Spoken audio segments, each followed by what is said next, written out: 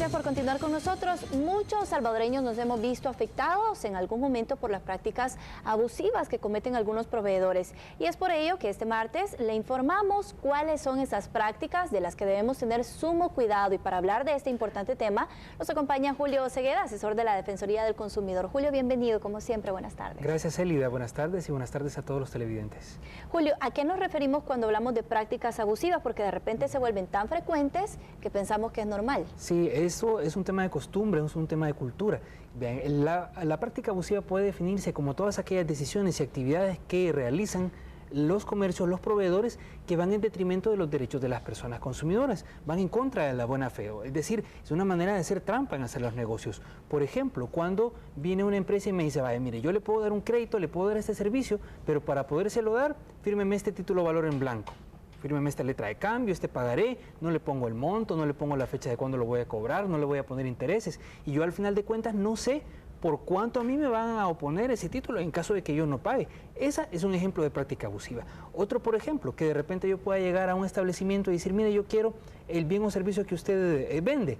Está bien, me dice el comercio, se lo vendo, pero si usted me compra esta otra cosa, que no tiene nada que ver con el bien o el servicio que yo estoy adquiriendo. Nos están obligando. Nos están obligando a adquirir otras cosas por las cuales yo no había llegado al establecimiento. Esa también es una práctica abusiva. Es decir, en resumen, vamos a encontrar una lista de prácticas abusivas en la Ley de Protección al Consumidor, en el artículo 18, que van en contra de la buena fe. ¿Cuáles son las más frecuentes? Porque no las podemos mencionar todas acá, pero digamos que las más comunes. Precisamente, las más frecuentes son el tema de la firma de documentos en blanco, de títulos de valores en blanco, el vender bienes o servicios con la condición de comprar otros bienes y servicios, y otra práctica abusiva muy común es lo que se llama cobros indebidos.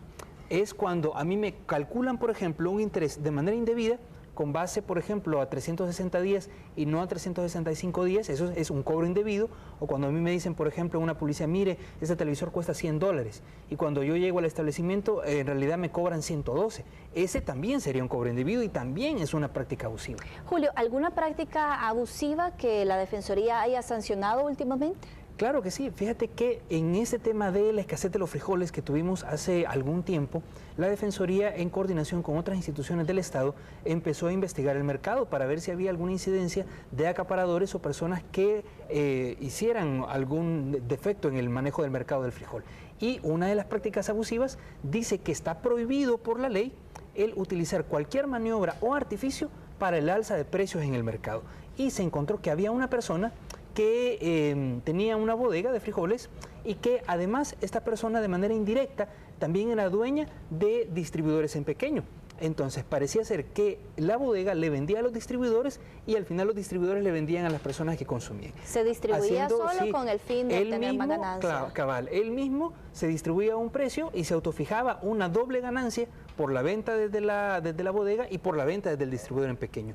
Eso fue considerado por la Defensoría del Consumidor como un artificio para el alza de precio de un producto básico y fue sancionado con una multa de $77,000, de más de $77,000.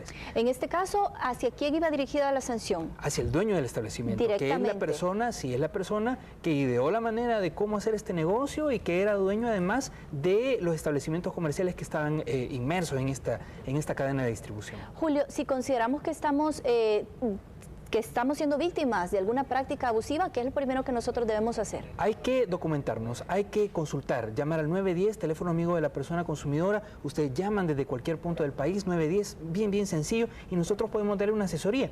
Suele ser este tema de los títulos valores bastante común. De repente hoy nosotros tenemos la posibilidad de que con los teléfonos que tenemos les podemos tomar una fotografía. Entonces, si una persona está siendo obligada para firmar un título de valor en blanco, no lo haga, porque eso es ilegal. De entrada es ilegal y hay que denunciarlo. Pero si se vio en la necesidad de firmarlo y lo que fuera, tómele una fotografía, guárdela.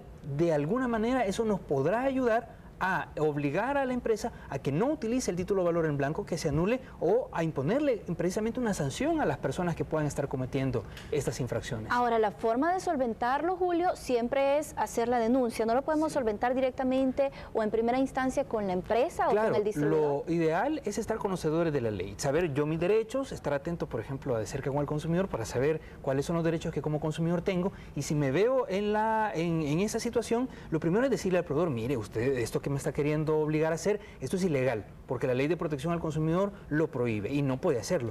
Ya si un proveedor pues no acepta, digamos, esa negociación directa que nosotros podamos tener con él, entonces estamos para servirles. Como Defensoría del Consumidor pueden poner la reclamación sin ningún problema. Nuestras direcciones físicas las pueden consultar en la página web, que es www.defensoría.gov.sb. En San Salvador está sumamente sencillo, enfrente del Salvador del Mundo, en el edificio Montecristo, sirviéndoles en un horario de 8 a 4 sin cerrar al mediodía. Tú mencionabas algo muy importante. Si nos quieren obligar a firmar un pagaré, por ejemplo, en blanco, lo esencial es no hacerlo. Pero claro, ¿qué pasa si ya lo hicimos? Si ya lo hicimos, hay que poner la denuncia. Ahora, podrá ser un problema que durante la denuncia el proveedor llene el título valor, que eso normalmente es lo que se hacía con los tribunales de justicia.